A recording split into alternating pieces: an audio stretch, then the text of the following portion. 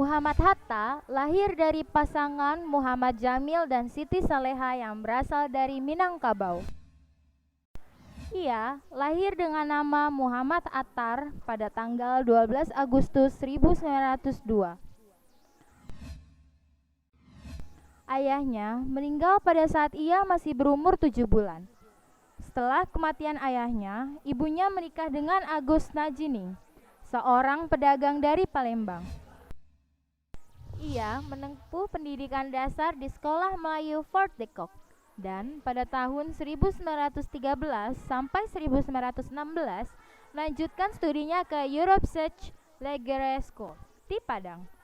Pada tahun 1919, ia pergi ke Batavia untuk studi di Sekolah Tinggi Dagang Prince Hendrik School. Pada tahun 1921, Bung Hatta pergi ke Rotterdam, Belanda, untuk belajar ilmu perdagangan dan bisnis di Netherlands Handelshoge School. Di Belanda, ia kemudian tinggal selama 11 tahun. Keinginan dan semangat berorganisasi Bung Hatta makin terlihat sewaktu beliau mulai aktif di kelompok Indonesische Vereniging, yang merupakan perkumpulan pemuda-pemuda Indonesia yang memikirkan dan berusaha memajukan Indonesia. Januari 1925, organisasi ini dinyatakan sebagai sebuah organisasi politik yang kemudian dinamai Perhimpunan Indonesia.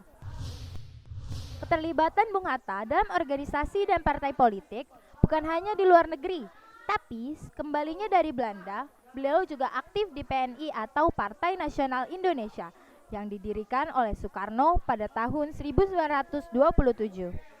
Dalam organisasi PNI, Bung Hatta menitik beratkan kegiatannya dalam pendidikan. Beliau melihat bahwa melalui pendidikanlah rakyat akan mampu mencapai kemerdekaan. Peran Bung Hatta dalam peristiwa proklamasi kemerdekaan sangat penting.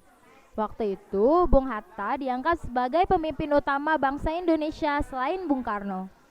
Beberapa kali beliau menjadi perantara antara golongan muda dan golongan tua, terutama dengan Bung Karno. Karena peran beliau mendapat golongan muda dan golongan tua bisa dipertemukan.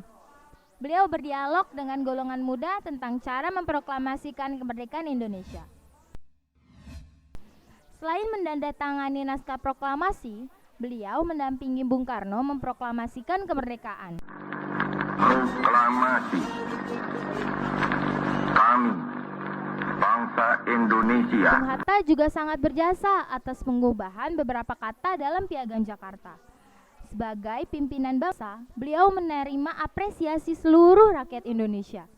Beliau memikirkan keutuhan seluruh bangsa Indonesia untuk memperjuangkan nasib bangsa terlepas dari penjajah. Pada tanggal 27 November 1956, Bung Hatta memperoleh gelar kehormatan akademis yaitu Doktor Honoris Causa dalam ilmu hukum dari Universitas Gadjah Mada di Yogyakarta. Pidato pengukuhannya berjudul Lampau dan Datang. Begitu banyak berbagai macam hal kontribusi beliau, baik itu di dalam pemikiran, gagasan, tindakan, serta kepemimpinan. Dan tentunya di dalam kontribusi tersebut terdapat beberapa permasalahan yang harus beliau hadapi.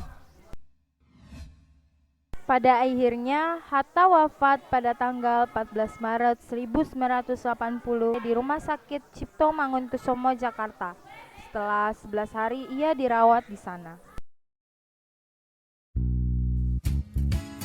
Semoga perjuangan Muhammad Hatta dapat kita tiru dalam kehidupan sehari-hari. Dan terima kasih sudah menyaksikan video kami.